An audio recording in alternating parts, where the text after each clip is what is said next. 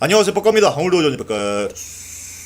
어제 찌양이 43분짜리 해명 영상을 올렸습니다. 그래서 그 내용을 정리하면 처음엔 그 명의도용 중절 수술에 대해서 말하는데, 일단 사건의 발단은 전 대표가 강제로 그렇게 해서 배가 부르게 됐고, 그래서 이동현이 광주에 있는 병원으로 데려가서 말 한마디 못하게 하고 수술을 받게 했다고 합니다. 근데 당시 찌양은 그냥 하라는 대로만 해서 그게 명의도용인지 몰랐대요. 그럼 이동현 누나가 찌양이 자기 명의도용해서 수술했다고 말한 내용은 뭐냐? 그 누나도 본인 엄마한테 들은 거고, 그 엄마도 이동현한테 들은 내용이라고 합니다. 그러니까 다 이동현 입에서 나온 거예요. 그리고 건보 기록에도 없는 이유가, 저 당시까지만 해도 낙태죄가 폐지가 안 됐어서 불법 수술이었기 때문에 보통 현찰 박치기라서 기록이 안 남죠. 심지어 최근에도 이번에 그 임신 36주차 수술한 유튜버 봐봐, 걔 그거 뭐 건보 의료 기록이 남겠냐고 뭐 이런 식으로 한 거겠죠. 그래서 찌양은 몰랐다고 합니다. 하지만 중절 수술은 인정하면서 이와 관련해서 수사받고 만약 법을 어겼다면 처벌을 받겠다고 하죠. 그리고 다음 주제로 넘어가면, 저는 피해자 코스프레도 거짓말도 하지 않았습니다, 이러면서 뭐 악플을 보여주는데, 피해자 코스프레 하다가 뻑가한테 다 까발려주고 나라.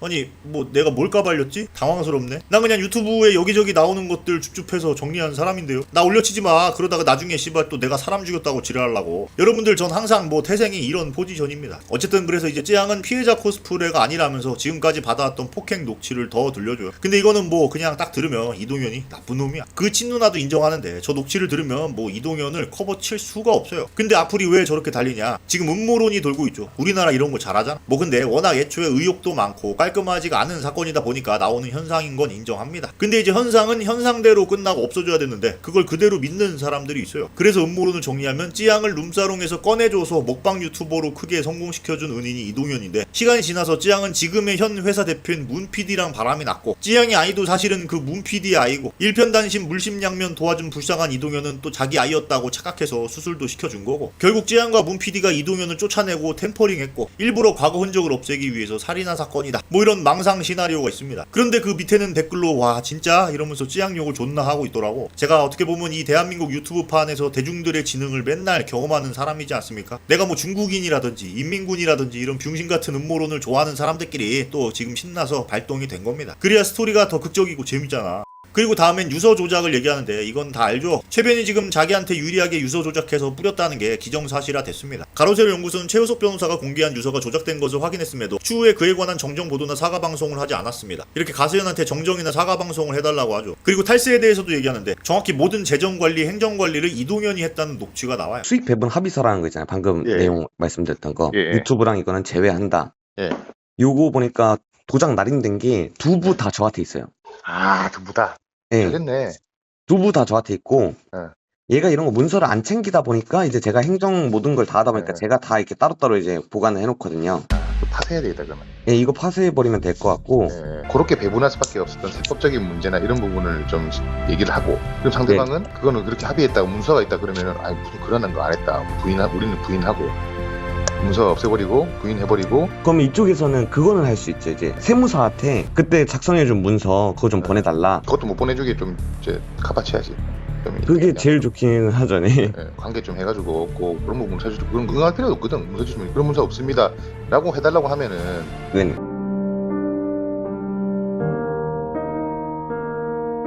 쓰레기 이동현은 둘째치고, 진짜 저 최 변호사 저거 사람 맞습니까? 찌양 조지려고 할 땐 같이 조작까지 하면서 주도하다가, 나중엔 이동현한테 2차 소송 들어오게끔 네카들한테 뒤로 비밀 다 폭로해버리고, 또 나중엔 찌양 측에 붙어서 돈 받아 처먹고 있었던 거 아니야. 진짜 사람이 어떻게 이러지? 이런 내용도 있더만. 그리고 지가 당했다고 진술하러 가야 되는데, 그 지문을 지가 파는데 그거 하겠어요? 어떻게 손가락 집을 다 얘기해야 되는데. 진짜 역겨워서 못 들어주겠습니다. 어쨌든 그래서 이동현은 찌양한테 정산도 안 해주고 세금 내는 것도 아까워해서 안 하다가 세무조사가 터졌고, 그때 나온 답변이 분배받지 못한 박정원의 정산금에 대하여 소득세를 부과한 것입니다. 이런 답변을 받았다고 합니다. 자, 그리고 드디어 나온 게 유흥주점 과거 논란입니다. 찌양이 정확히 말하는 게 노래방도 이동현의 강요로 시작했다고 해요. 여기서 새로운 내용이 나오는데, 이 둘은 헌팅 포차에서 만났대요. 노래방이 아니라. 그렇게 연인이 된 이후에 이동현은 자꾸 돈을 요구해서 돈벌이의 수단으로 노래방을 돌아다니게 한 것이 업소일의 시작이었다고 합니다. 워딩 그대로 적은 거예요. 근데 요즘 세상에 상식적으로 남친이 돈 벌어오라고 하면서 노래방 나가라고 하면 거기 나가서 일을 하나? 어쨌든 그렇게 노래방에서 일을 하게 됐는데, 그러다가 우연찮게 이동현의 카톡을 보게 됐고, 솔직히 정원이 보조장형이 일단 퍼블릭으로 보내고 마인드 교육시켜서 란제리로 땡기자고 하네. 이런 지인과의 카톡을 보게 됐다고 합니다. 그러니까 찌양을 길들여서 더 페이 좋은 곳으로 데려가서 일을 시키려고 하니까, 저는 이후 너무 무서워서 전 소속사 대표가 일하는 여의도로 이동하게 되었고, 얼마 전 가로세로 연구소에 나왔던 사장님의 룸사롱에서 일을 하던 도중 도저히 못할 것 같다는 생각이 생각이 들어서 방송을 시작하게 된 것입니다. 아니 무서우면 고소를 하거나 헤어지면 되는데 그런 이동현을 따라서 여의도 룸사롱으로 이동을 합니다. 무서운데 왜 남친을 따라가서 여의도 룸사롱으로 가지? 그러니까 정리하면 이동현은 룸사롱부터 시킨 게 아니라 처음 노래방부터 시킨 거라고 합니다. 자 근데 조금 의아한 부분이 있어요. 처음 해명에서는 뭐라 그랬냐면 처음에 엄청 잘 컸었고 그래서 만나고 있다가 시간이 얼마 지나지 않아서 폭력적인 그런 모습을 막 보이더라고요. 헤어지자고 얘기를 했었는데 그때 헤어지자고 하니까 제 몰래 찍은 동영상이 있더라고요. 그거를 이제 유포하겠다고 이제 헤어지지 못하게 협박을 했었고 이제 그때 당시에 본인이 일하는 곳에 데려갔었어요. 앉아서 이제 술만 따르면 된다. 그러니까 처음엔 잘해줬는데 만나다 보니 폭력적으로 변해서 헤어지자고 하니까 그런 몰카를 보여주면서 협박을 해서 그때부터 이동현이 일하는 곳에 가서 술을 따랐다는 거죠. 근데 이번에 나온 해명 영상은 저는 전 대표를 헌팅포차에서 만났으며 연인이었을 때 전 대표는 어떠한 이유로 늘 돈을 원했었고 돈벌이의 수단으로 노래방을 돌아다니게 한 것이 업소일의 시작이었습니다. 이후 어떤 계기로 전 대표의 핸드폰을 보게 되었으며 더 수위가 높은 곳으로 즉 돈을 더 많이 벌 수 있는 곳으로 보내려는 공모 문자를 보았습니다. 그렇게 이동현을 험포에서 처음 만나서 사귀게 됐는데 계속 돈을 요구하면서 노래방에서 일을 시켰고 뭐 마인드 교육하겠다는 카톡을 보고 무서워서 이동현이 일하는 룸사롱으로 와서 일을 했다는 겁니다. 좀 뭔가 타임라인이 이상한데 그래서 두 개의 해명 내용을 억지로 아구를 맞춰보자면 이동현이랑 지향은 험포에서 만났어. 그래서 처음엔 잘해줘서 잘 만나다가 자꾸 폭력적인 모습이 보이길래 헤어지자고 한 거지. 근데 그러자 갑자기 이동현이 몰카 보여주면서 시키는 대로 안 하면 뿌린다고 하고 또 이참에 돈도 벌어오라면서 노래방에 나가라고 하길래 어쩔 수 없이 노래방 일을 시작하게 된 겁니다. 그렇게 억지로 노래방에서 일을 하게 됐는데 점점 뭐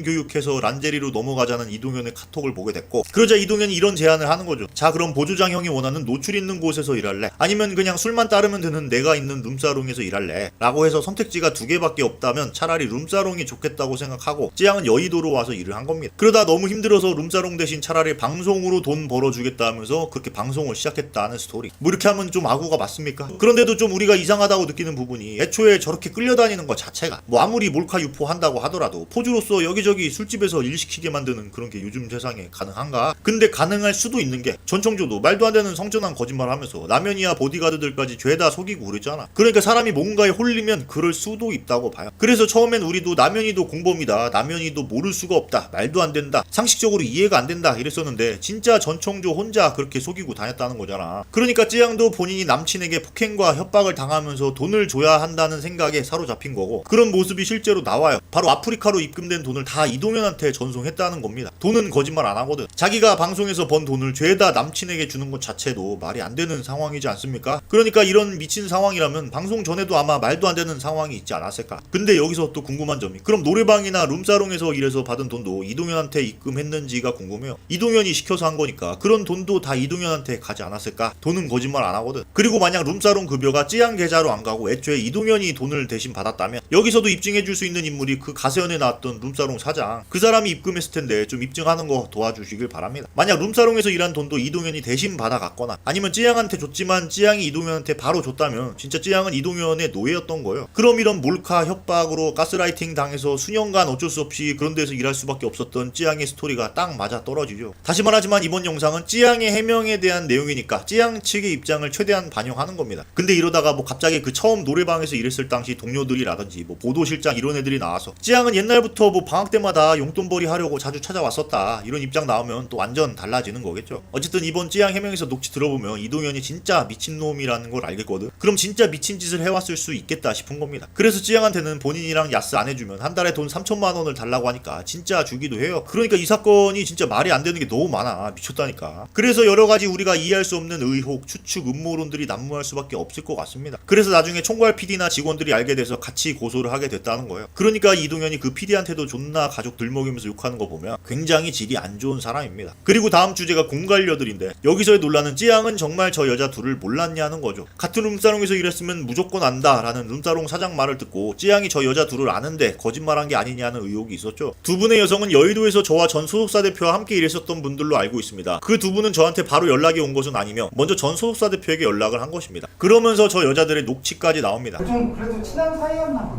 보네요. 동해라랑 친한 사이였고 정원이랑은 그냥 가게에서 말로만 왔다 갔다 뭐 가게에서 어딜 만났다 뭐 이런 건데 그러니까 찌양은 말로만 전해 들은 사이라는 거죠. 예를 들어 우리가 흔히 친구의 친구를 만났을 때 반갑습니다 말 많이 들었어요 뭐 이러듯이 말로만 전해 들은 관계로 보여요. 실제로 몇 번 봤던 사이라면 말로만이라는 단어를 쓰진 않습니다. 그래서 찌양이 몰랐다는 것도 사실이지 않을까. 그리고 마지막에 그 공관료와 짜고 작업 치려는 모습이 나오는데 진짜 영화의 한 장면이에요.